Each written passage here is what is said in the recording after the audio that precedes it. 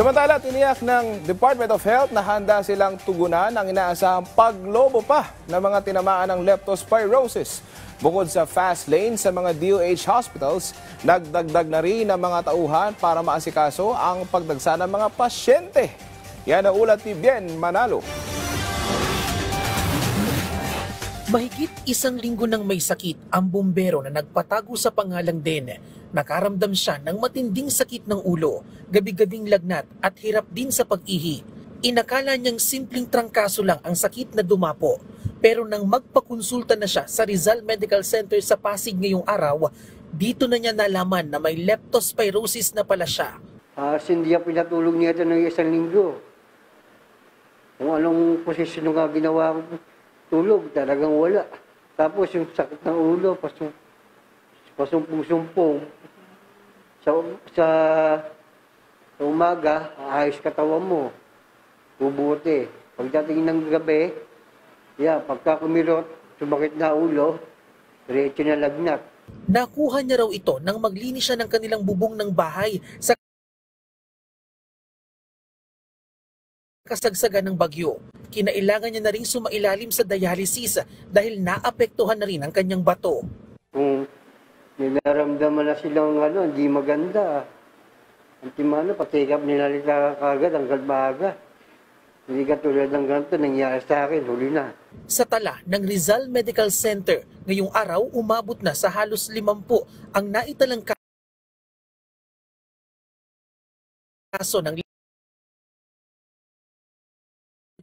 habang 11 naman ang naka-admit sa mga ward. Tumaas nila ang kaso ng leptospirosis 1 o 2 linggo matapos ang paghagupit ng nakaraang habagat at mga bagyo. Karamihan sa mga na-admit sa ospital dahil sa leptospirosis ay pawang mga matatanda, edad 18 taong gulang pataas. Marami sa mga tinamaan ng sakit ay dahil sa matinding pagbaha sa kanilang lugar. Ang iba naman ay dahil na rin sa kanilang hanap buhay, gaya ng mga rider at sewage ranger o mga naglilinis ng kanala. Inaasahan naman nila na posible pang tumaas ang kaso ng leptospirosis sa mga susunod na araw. At dahil sa dagsa ng mga pasyente, to the rescue na ang pamunuan ng ospital para maglagay ng mga karagdagang tauhan na aalalay sa mga pasyente. Sa ngayon naman po, kung dito lamang po sa ER staffing namin ay hindi po kakayanin sa dami ng or sa taas po ng demand ng leptospirosis. Humingi na po kami ng augmentation na manpower mula po sa mga floors po o sa mga wards.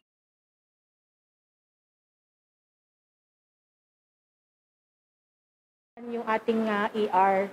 Sa datos naman ng DOH, umabot na sa mahigit 2,000 ang naitalang kaso ng leptospirosis simula June 8 o isang linggo matapos ideklara ng Pag-asa ang tag-ulan hanggang August 7. Kaugnay nito, naka-alerto ang DOH hospital sa buong bansa.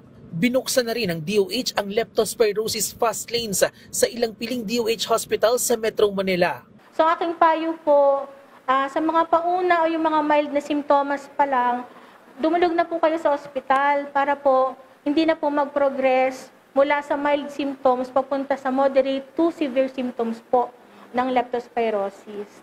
Samantala, bukod sa leptospirosis, mahigpit ding binabantayan ng DOH ang posibleng pagtaas naman ng kaso ng dengue. Kaya payo ng kagawaran, mahalagang sundin pa rin ang kanilang kampanya na taob, taktak, tuyo, takip at alas 4 kontra mosquito para makaiwas sa nakamamatay na sakit. Bien Manalo para sa Pambansang TV sa Bagong Pilipinas.